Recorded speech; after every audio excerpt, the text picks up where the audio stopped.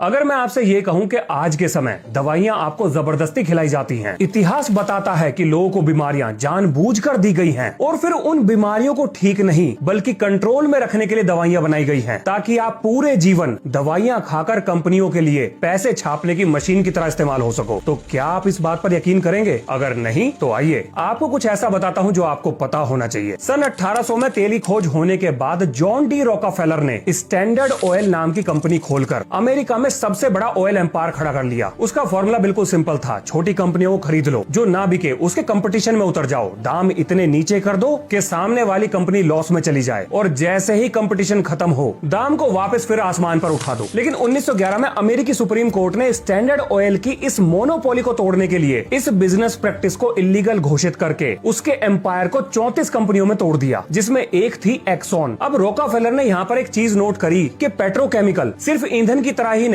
बल्कि दवाइयां बनाने में भी इस्तेमाल हो सकते हैं और पेट्रोकेमिकल से दवाइयां बनाने की जिम्मेदारी दी गई एक्सॉन को। लेकिन मार्केट में इन दवाइयों को कोई खरीदेगा क्यों जब इन दवाइयों को कोई प्रिस्क्राइब भी ना करे तो? क्योंकि उस वक्त अमेरिका में हर्बल और नेचुरोपैथी ट्रीटमेंट यही लोगों के बीच में सबसे ज्यादा पॉपुलर थे। वहाँ के डॉक्टर्स पेड़ पौधे और जड़ी बूटियों से दवाइयां बनाकर लोगों को दिया करते थे। अब यहाँ पर रॉकफेलर ने एक मास्टर स्ट्रोक खेला। उसने अपने दान दक्षिणा के हथियार का इस्तेमाल यानी कि फिलैंथ्रोपी का इस्तेमाल करके 1910 में फ्लेक्सनर रिपोर्ट पब्लिश करवाई और इसको पब्लिश करने वाला था कार्नेगी फाउंडेशन। इस रिपोर्ट में नेचुरोपैथी और हर्बल मेडिसिन को अनसाइंटिफिक डिक्लेयर कर दिया गया, जिसका इतना जबरदस्त असर हुआ कि नेचुरल मेडिसिन पढ़ाने वाले कॉलेजेस की फंडिंग बंद हो गई। सिर्फ उन्हीं मेडिकल कॉलेजेस को पैसा मिलने लगा जो एलोपैथी और पेट्रोकेमिकल बेस्ड ड्रग्स को प्रमोट करने या पढ़ाने का काम कर रहे थे। धीरे धीरे अमेरिका का पूरा हेल्थ केयर सिस्टम नेचुरोपैथी से उठकर ड्रग्स और सर्जरी के मॉडल पर शिफ्ट हो गया। अब जरा कार्नेगी फाउंडेशन के बारे में सुनो। हेनरी फोर्ड कार बनाता था। कार बनाने के लिए स्टील चाहिए और वो स्टील कार्नेगी स्टील कंपनी से आता था। स्टील को ट्रांसपोर्ट और कार को चलाने के लिए ईंधन चाहिए, वो रॉकफेलर की कंपनी देती थी। मतलब हेनरी फोर्ड, कार्नेगी और रॉकफेलर ये तीनों एक इनविजिबल चेन से जुड़े हुए थे और तीनों ही दान दक्षिणा का खेल खेलते थे। रॉकफेलर ने रॉकफेलर फाउंडेशन और कार्नेगी ने कार्नेगी फाउंडेशन की स्थापना कर रखी थी और इन्हीं की मदद से पूरी दुनिया में अपने नैरेटिव को प्रमोट करते थे। अब वापस चलते हैं अपनी कहानी पर। डॉक्टर्स वही सिलेबस पढ़ रहे थे जो रॉकफेलर चाहता था, वही दवाइयां लिख रहे थे जो फार्मा कंपनी बना रही थी। हर्बल मेडिसिन के खिलाफ नेगेटिव मीडिया कैंपेन चलाकर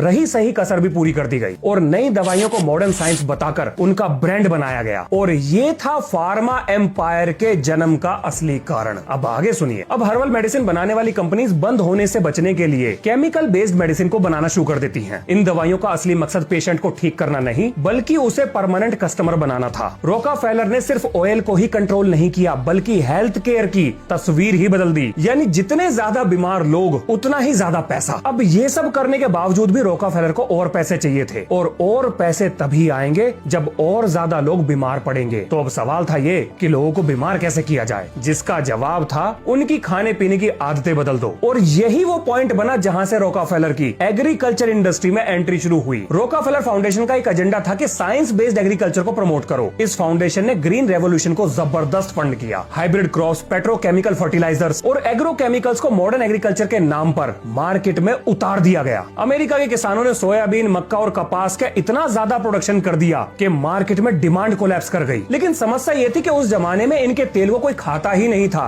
तब इन लोगों ने तेल को हाइड्रोजिनेट करना शुरू कर दिया, जिससे उसका रंग, महक और टेक्सचर बदल गया और यहाँ से मार्केट में आया आपका वनस्पति घी, जैसे भारत में इस्तेमाल होने वाला डालडा। अब ये घी मक्खन जैसा दिखता तो था और सस्ता भी था, लेकिन एक समस्या थी, लोगों को इसको इस्तेमाल करने की आदत नहीं थी। तो आदत कैसे डालें? और यहाँ पर एंट्री होती है प्रोपोगेंडा मशीन की। अब रॉकफेलर फाउंडेशन के साथ मिलकर अलग अलग लोगों ने अमेरिकन हार्ट एसोसिएशन को पैसे खिलाए। अब ये याद रखना कि इस समय पर रॉकफेलर मर गया था, लेकिन उसका बिजनेस एम्पायर इसी प्रैक्टिस को फॉलो कर रहा था। अब अमेरिकन हार्ट एसोसिएशन ने एक नैरेटिव को पुश करा कि भैया आपके घी, मक्खन और नेचुरल फैट ये हृदय के लिए, हार्ट के लिए हानिकारक है, खतरनाक है और वेजिटेबल ऑयल हेल्दी है। रॉकफेलर की दान दक्षिणा की मशीन यानी कि फिलैंथ्रोपी वर्क ने एनजीओ के माध्यम से ये जानकारी हर घर तक पहुंचा दी और अब इसका रिजल्ट देखो। जैसे ही वनस्पति घी और वेजिटेबल ऑयल लोगों की डाइट में आए, लोगों में हार्ट डिजीज, ओबेसिटी और डायबिटीज बहुत तेजी से बढ़ने लगा। जब बीमारियां बढ़ी तो मार्केट में दवाइयों की डिमांड एक्सप्लोड हो गई। इसका फायदा सबको मिला। रॉकफेलर की फार्मा केमिकल इंडस्ट्री रातों रात पैसे छापने की मशीन बन गई और ये सब होने पर सिस्टम में सब खुश थे। डॉक्टर्स की डिमांड बढ़ गई, कई नए मेडिकल कॉलेज खुल गए, फार्मा कंपनीज का प्रॉफिट आसमान चढ़ गया, पॉलिटिशियंस हो गए, जज हो गए, ब्यूरोक्रेट्स हो गए, सबको अपने अपने हिस्से का पैसा मिल रहा था। और यही वो कारण था जिसकी वजह से इस सिस्टम को रोकना असंभव था। अब जरा भारत की बात सुनो। हमारा देश 1947 में आजाद हो गया और भारत में प्राचीन काल से ही घी और सरसों के तेल को सेहत के लिए अच्छा माना जाता था। अब रोकाफेलर फाउंडेशन की मदद से भारत में एक नैरेटिव को बदलने की कोशिश की गई। आपको जानकर हैरानी होगी कि हमारे देश में ग्रीन रेवोल्यूशन यानी कि हरित क्रांति की फंडिंग रोकाफेलर फाउंडेशन के द्वारा की गई थी। मतलब औरों ने भी फंड किया था, लेकिन रोकाफेलर फाउंडेशन का भी पैसा लगा हुआ था।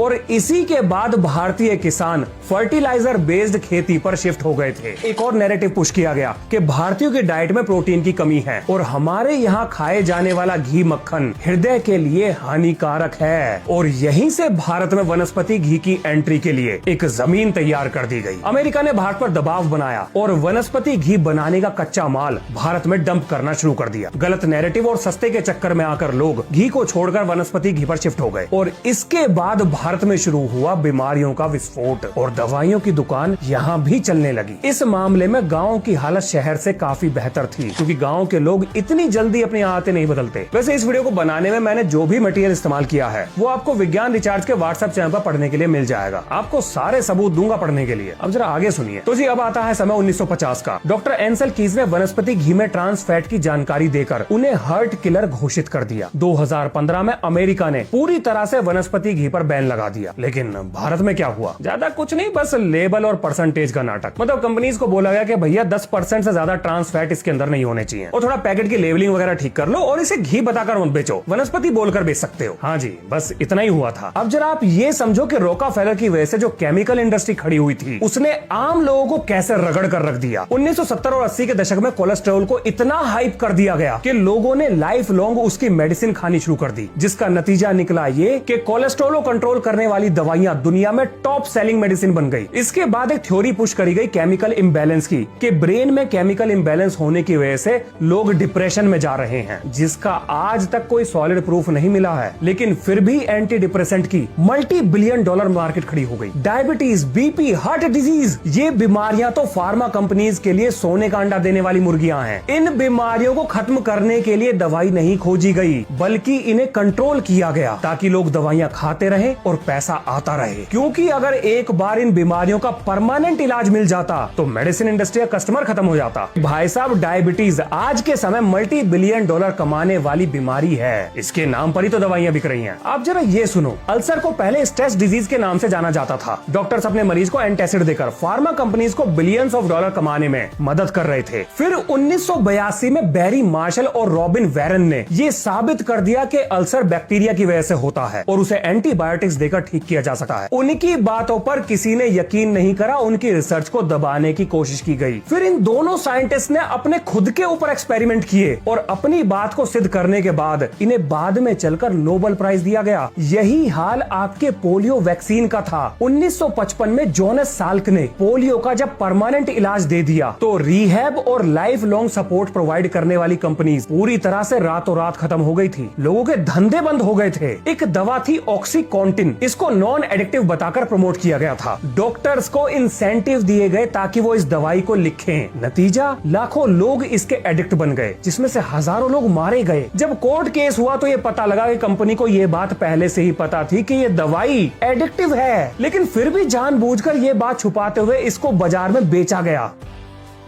VIOXX इस दवा को अर्थराइटिस में पेन किलर की तरह इस्तेमाल किया जाता था, लेकिन ये दवा दिल के लिए बहुत खतरनाक थी। इसकी वजह से हार्ट अटैक आने के चांसेस बहुत ज्यादा थे। फिर भी इस कंपनी ने इस बात को छुपाए रखा। 20 लाख से ज्यादा लोगों ने इस दवाई को इस्तेमाल करा और 60,000 लोग इस दवा की वजह से मारे गए। जब अमेरिका में कंपनी पर केसेस हुए तो कंपनी को मुआवजे के तौर पर बिलियंस ऑफ डॉलर्स खर्च करने पड़े। पर भाई साहब, वो अमेरिका था, वहाँ कानून काम करता है। अगर हमारे यहाँ किसी कंपनी पर केस करना पड़ जाए तो केस लड़ने में जमीन जायदाद बिक जाएगी। आप जरा क्लासिक मोसांटो केस सुनो। एक कंपनी थी मोसांटो, वो वीड किलर यानी कि घास फूस को मारने वाली दवा बनाती थी। उस दवा में जो एक्टिव इंग्रेडिएंट था वो था ग्लाइसोफेट। ये आज भी भारत में बिकता है। अब रिसर्च से ये पता लगा कि ये चीज कैंसर कर सकती है। इस कंपनी के ऊपर केस हुआ तो पता लगा कि कंपनी को ये बात पहले से ही पता थी, लेकिन फिर भी कंपनी ने फेक रिसर्च छपवाई। अमेरिका की एनवायरमेंटल प्रोटेक्शन एजेंसी के अधिकारियों को पैसे खिलाए और लगातार अपना प्रोडक्ट मार्केट मार्केट में बेचती रही और इसके बाद मोसांटो खरीद लिया बेयर ने। अब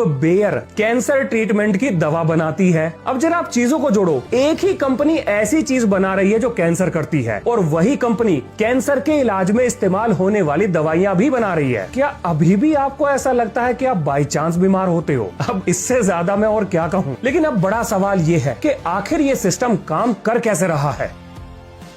आपके बड़े बड़े टीवी नेटवर्क, न्यूज़पेपर, ये सब पैसे लेकर फार्मा कंपनीज की रिसर्च को पब्लिश करते हैं, उनका महिमा मंडन करते हैं। भाई साहब, जो रिसर्च प्रॉफिट लाती है वो पब्लिश होती है, जो नेगेटिव होती है वो दबा दी जाती है। रिसर्च पेपर छापने वाले जर्नल्स को खरीदा जाता है, स्टडीज को मैनिपुलेट किया जाता है, फेक रिसर्च हो गई, फेक सबूत हो गए, इनको मार्केट में उतारा जाता है। डॉक्टर्स को इंसेंटिव दिए जाते हैं, फॉरेन ट्रिप्स दी जाती है, स्पॉन्सरशिप और कमीशन दिए जाते हैं ताकि वो किसी खास दवाई को प्रिस्क्राइब करें। भारत में मेडिकल रिप्रेजेंटेटिव्स गिफ्ट्स और टूर के ऑफर्स लेकर डॉक्टर्स के क्लिनिक के बाहर बैठे रहते हैं। यहाँ तक कि कुछ डॉक्टर्स के बच्चों की विदेश में मेडिकल पढ़ाई का पूरा खर्च ये भी दवा कंपनी उठाती है। हर जगह मिसलीडिंग एड्स चलते हैं, मतलब मैट्रेस कमर दर्द को ठीक करेगा, तेल घुटने के दर्द को ठीक करेगा और मल्टीविटामिन बॉडी बना देगा। ये सारे प्रोडक्ट सिर्फ एडवर्टाइजमेंट की वजह से बिकते हैं, मेडिकल साइंस की वजह से नहीं। एक अकेले कोविड ने फार्मा कंपनीज की सेल्स को कितना बढ़ा दिया ये सबको पता है और भविष्य में जब भी ऐसे पैंडेमिक आएंगे ये फार्मा कंपनीज के लिए जैकपॉट लगा देंगे। अब आप ये सोच रहे होंगे कि भाई इस सिस्टम का इलाज क्या है? तो देखो जी, इस सिस्टम का इलाज सिर्फ एक ही है, वो है डर। डर पैदा करना होगा। ऐसे कानून बनाओ कि गलती करने वाले के लिए ना बचने का रास्ता हो और ना ही कोई माफी। नहीं तो भोपाल गैस ट्रेजेडी जैसे हादसे होते रहेंगे और उनके पीछे जिम्मेदार लोग विदेश भाग जाएंगे। अब जरा फार्मा कंपनीज की मिली भगत को तोड़ते हैं। देखो, जब भी कोई फार्मा कंपनी किसी दवाई को मार्केट में लाए तो उससे पहले उसके क्लिनिकल ट्रायल्स की जांच एक अनोनिमस और इंडिपेंडेंट बॉडी के द्वारा की जाए। मतलब फार्मा कंपनी तो क्या,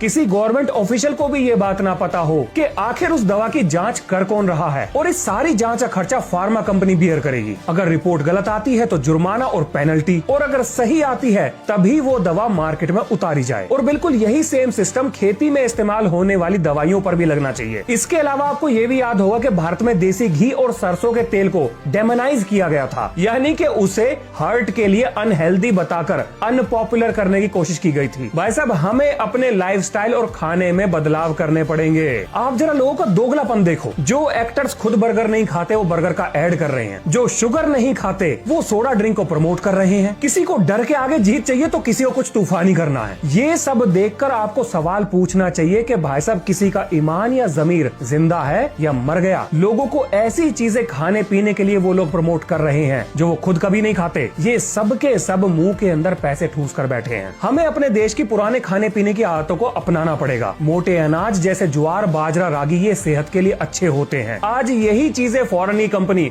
हमारे देश में ब्रांड बनाकर बेच रही हैं। मतलब जो ओट्स हमारे दादा परदादा के जमाने में खाए जाते थे, आज वो हम पैकेट में खरीद कर खा रहे हैं। बहुत से देशों में तो प्रोसेस्ड फूड के ऊपर वार्निंग लिखी होती है कि इसके अंदर ये केमिकल है और इससे ये बीमारी होगी। ये सिस्टम हमें भी अपने देश में लाना पड़ेगा। प्रोसेस्ड फूड के ऊपर वार्निंग लिखी होनी चाहिए ताकि लोग अनजाने में बीमारियों का शिकार न बने। और सबसे जरूरी, बच्चों को बचाओ। स्कूल्स और कॉलेजेस में प्रोसेस्ड और फास्ट फूड पर बैन लग जाना चाहिए। तो स्कूल में सिर्फ हेल्दी ऑप्शन ही होना चाहिए। इसके अलावा इंडियन मेडिकल एजुकेशन में भी बदलाव की जरूरत है। आज के समय जो पढ़ाई का सिस्टम है वो फार्मा ड्रिवन है, वो बचाव से ज्यादा इलाज पर फोकस करता है। इसको बदलने की जरूरत है। ऐसे वेल क्वालिफाइड और ईमानदार डॉक्टर्स की टीम बनाकर जो भारत और भारतीयों की जरूरत के हिसाब से मेडिकल कॉलेजेस की स्टडीज को डिजाइन कर सकें, उन सभी को एक प्लेटफॉर्म पर लाने की जरूरत है। अब इतनी बात कर लिए तो जरा कानून पर चलो। हमारे देश में कानून एग्जिस्ट करता है, ड्रग्स एंड कॉस्मेटिक एक्ट 1940, जिसमें 2008 से पहले नकली दवाई बनाने पे या पकड़े जाने पर 5 साल की कैद और लगभग 10,000 के आसपास जुर्माना था। 2008 में इसमें संशोधन किया गया और कम से कम 10 साल की कैद और 10 लाख के जुर्माने का प्रावधान कर दिया गया। अब ये जेल इससे ज्यादा भी हो सकती है और ऐसे केसेस में पुलिस बिना वारंट के